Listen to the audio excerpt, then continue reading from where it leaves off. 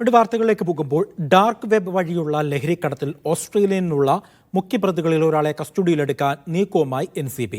കേരളത്തിലെത്തിക്കാൻ ഇന്റർപോളിന്റെ സഹായം തേടി ഓസ്ട്രേലിയയിൽ നിന്ന് ലഹരിക്കടത്ത് നിയന്ത്രിച്ചിരുന്നത് മലയാളി എന്ന സൂചന.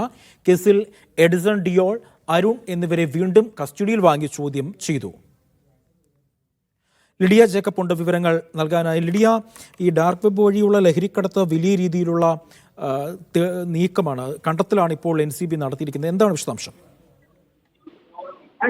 ഈ ഡാർക്ക് വെബ് വഴി ലഹരി കടത്തിയതിൽ 3 പേരെ കഴിഞ്ഞ മാസം പോലീസ് NCB കസ്റ്റഡിയിലെടുത്ത് ചോദ്യം ചെയ്തു കാര്യങ്ങളുമൊക്കെ നടത്തിയതാണ്. അവരെ വീണ്ടും, അതായത് എഡിസൺ ഡിയോൾ, അരുൺ എന്നിവരെ വീണ്ടും കസ്റ്റഡിയിൽ വാങ്ങി ചോദ്യം ചെയ്തതിന് പിന്നാലെയാണ് ഓസ്ട്രേലിയ കേന്ദ്രീകരിച്ചുള്ള ഇത്തരത്തിലെ മുഖ്യ പ്രതിയായിട്ടുള്ള ഈ ലഹരി ഇടപാടിലെ മുഖ്യ കണ്ണിയായിട്ടുള്ള ആളെ കൂടി കസ്റ്റഡിയിലെടുക്കാൻ തീരുമാനിച്ചിരിക്കുന്നത്.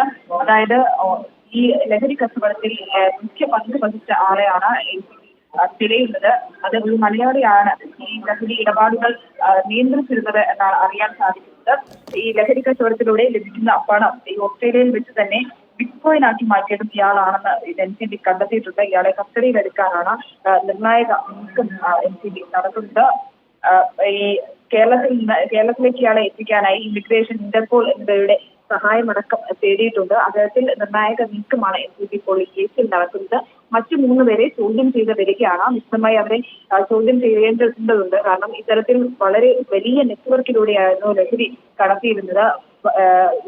കോടികൾ ഇതുമായി ബന്ധപ്പെട്ട് സമ്പാദിക്കുകയും ഇതിൽ ED അടക്കം കേസ് രജിസ്റ്റർ ചെയ്യുകയും ചെയ്താണ്. ഈ സാമ്പത്തിക ഇടപാടുകളിലടക്കം ഇതിലടക്കം രജിസ്റ്റർ ചെയ്യുകയും ചെയ്താണ്. ലോകമെമ്പാടും പല രാജ്യങ്ങളിലായി ഡാർക്ക് വെബ് വഴി ലഹരി ഇടപാട് അല്ലെങ്കിൽ ലഹരി കച്ചവടം നടത്തിയിട്ടുണ്ട് എന്നുള്ളതാണ് കണ്ടെത്തൽ.